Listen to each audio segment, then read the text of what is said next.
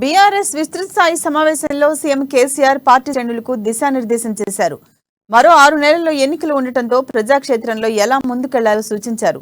దశాబ్దంలోనే శతాబ్దం నినాదాన్ని ప్రజల్లోకి తీసుకెళ్లాలని, 9 ఏళ్లలో ప్రభుత్వం సాధించిన అభివృద్ధిని వివరించాలని సూచించారు. ఇక బీఆర్ఎస్ సమావేశానికి పలు కీలక అంశాలపై మా ప్రతినిధి రాజు తెలంగాణ భవన్ నుంచి మరింత సమాచారం అందిస్తారు.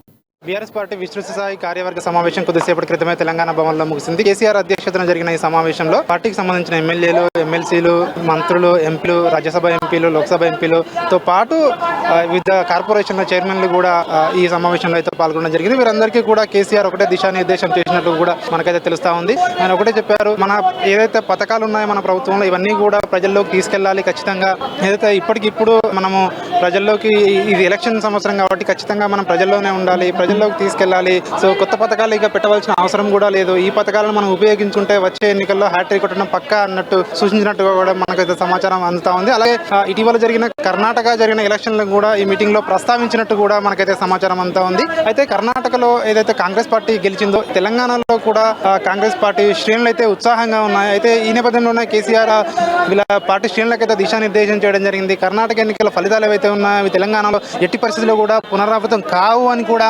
చెప్పినట్టుగా కూడా మనకు తెలుస్తా ఉంది.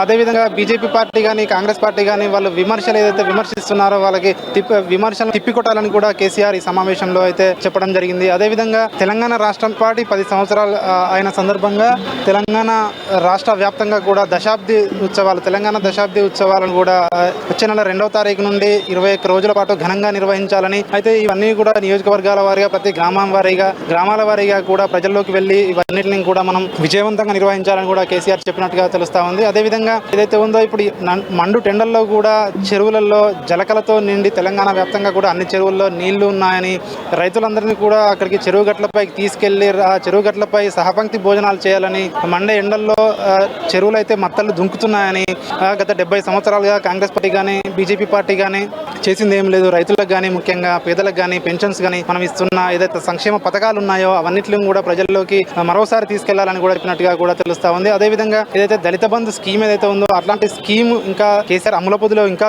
కూడా ఉన్నాయని కూడా ఇక్కడైతే కొందరైతే చెప్తా ఉన్న పరిస్థితి మనకు తెలుస్తా ఉంది. అదేవిధంగా వాటితో పాటు సెకండ్ టర్మ్ అంటే 2018 తర్వాత బీఆర్ఎస్ పార్టీ గెలిచిన తర్వాత కొత్తగా వచ్చిన పథకాలంటూ పెద్దగా చెప్పుకోదగ్గ పథకాలు ఏమీ లేవు. మొదటి విడతలోనే రైతు బంధు, రైతు బీమా లాంటి పథకాలు వచ్చాయి. కళ్యాణ లక్ష్మి, షాదీ ముబారక్ అన్ని కూడా మొదటి విడతలో వచ్చిన పథకాలే. 2వ విడతలో వచ్చిన పథకం ఏదైతే ఉందో దళిత బంధు, దాన్ని మించిన పథకం కూడా బీఆర్ఎస్ పార్టీ తీసుకురాబోతుందని కూడా మనకైతే ఇక్కడ వీళ్ళైతే చాలా మంది చెప్తా ఉన్న పరిస్థితి తెలుస్తుంది. అదేవిధంగా బీఆర్ఎస్ పార్టీ ప్రజల్లోనే ఉండాలి, నేతలందరూ కూడా ప్రజల్లోనే ఉండాలి, ప్రజలతో మమేకమై ఉండాలని కూడా చెప్పినట్టుగా కూడా సమాచారం అయితే అంత ఉంది మనకి. అదేవిధంగా ఇప్పుడు 70 సంవత్సరాలుగా ఈ పార్టీలు చేసింది ఏమి లేదు, మనమే చేస్తాము. ఖచ్చితంగా ఇప్పటికిప్పుడు ఎలక్షన్లు జరిగినా కూడా బీఆర్ఎస్ పార్టీకి 105 సీట్లకు తగ్గకుండా వస్తాయి, ఆ నమ్మకం అయితే ఉంది. కేసీఆర్ ఏదైతే రీసెంట్ గా సర్వేలు కూడా చేయించినట్టుగా కూడా మనకు తెలుస్తా ఉంది. ఆ సర్వేలో కూడా బీఆర్ఎస్ పార్టీకి అనుకూలంగా ఉన్నట్టు తెలుస్తా ఉంది. అయితే మొత్తానికి అయితే కర్ణాటకలో వచ్చిన ఏదైతే ఫలితం ఉందో, ప్రభుత్వానికి వ్యతిరేకంగా ఏదైతే యాంటీ ఇన్కంబెన్సీ వచ్చిందో అలాంటి ఫలితం తెలంగాణలో పునరావృతం అయ్యే అవకాశం ఉంది, వాదన కూడా ఉంది. అయితే దీనికి కేసీఆర్ దీనికి సమాధానం చెప్పినట్టుగా కూడా తెలుస్తా ఉంది ఈ సమావేశంలో. అయితే యాంటీ ఇన్కంబెన్సీ ఉన్న మన ప్రభుత్వ పథకాలే, మనకి ఏదైతే సంక్షేమ పథకాలు ఉన్నాయో ఇవే మనకు శ్రీరామ రక్ష, ఈ పథకాలన్నిటికీ కూడా మరోసారి ప్రజల్లోకి తీసుకువెళ్ళండి. సో అప్పుడైతేనే మనం ఖచ్చితంగా హ్యాట్రిక్ కొడతాము, 3వసారి కూడా విజయ దుందుబి మోగిస్తాము. అలాగే రాష్ట్రంతో పాటు దేశవ్యాప్తంగా కూడా బీఆర్ఎస్ పార్టీ కూడా మనము ఇంకా స్ట్రెంథెన్ అవుతున్నామని కూడా ఈ సమావేశంలో చెప్పినట్టయితే తెలుస్తా ఉంది. సో మొత్తానికైతే సమావేశం అయితే దాదాపు 2 గంటలకు పైగా సాగింది. ఈ 2 గంటల్లో కూడా కేసీఆర్ ఒకటే పార్టీ శ్రేణులకు దిశానిర్దేశం చేసినట్టుగా కూడా తెలుస్తుంది. ఒకటి, కర్ణాటక ఎన్నికలు రాష్ట్రంపై ప్రభావం చూపవని ఒకటి. రెండోదైతే ఉందో ఇప్పటికిప్పుడు ఎలక్షన్ జరిగిన మనకు 105 సీట్లు వస్తాయని కూడా చెప్పినట్టుగా కూడా సమావేశం ఉంది.